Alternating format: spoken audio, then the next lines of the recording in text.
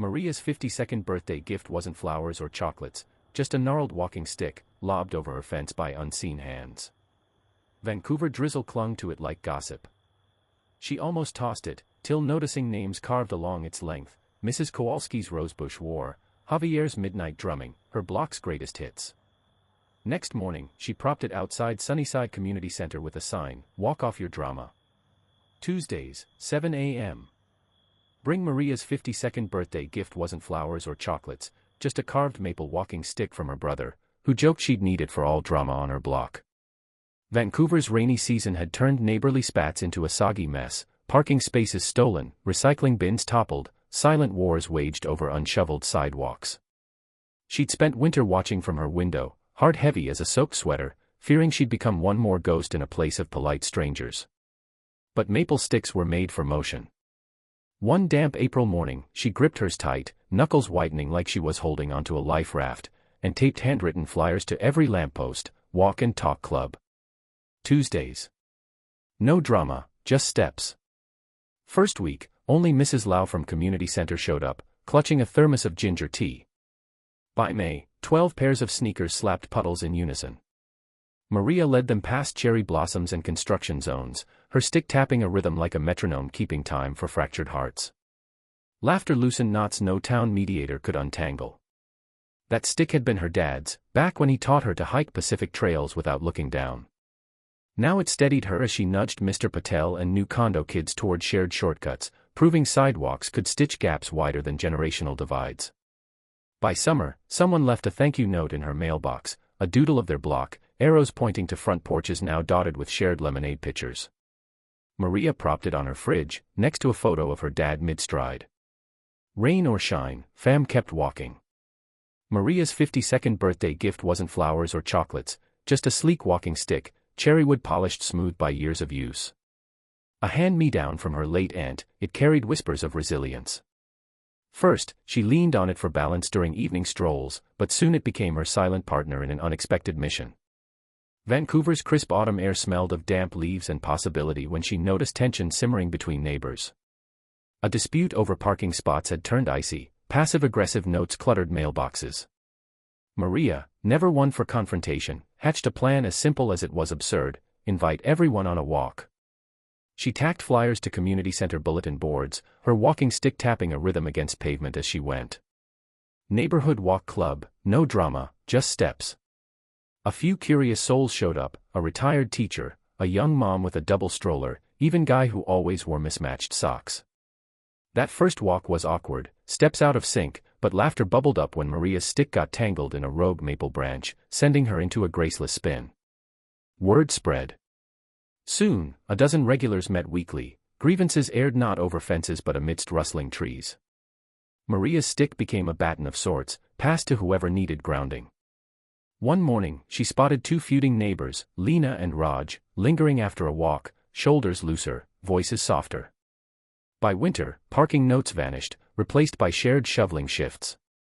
Then came Sylvia, a sharp-eyed 70-year-old who'd organized block parties in '90s.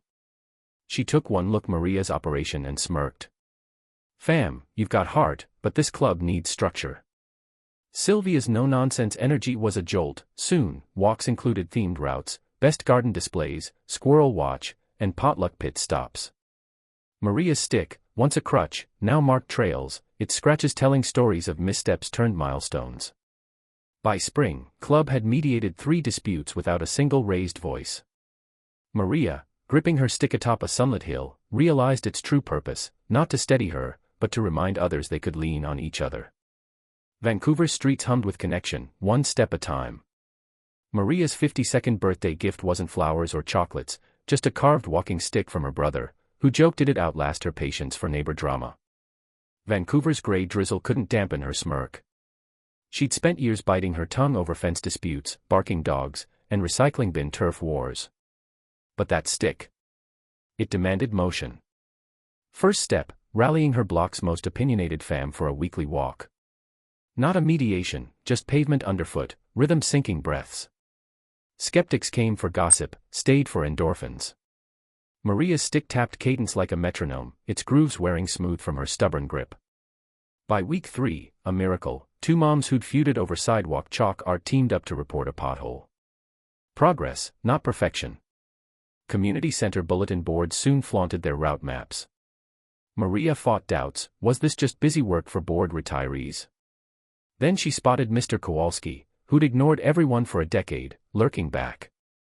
His presence, silent but steady, became their barometer. When winter winds howled, he brought thermoses of cherry tea. Maria's stick, now nicked from an icy stumble, became their shared joke.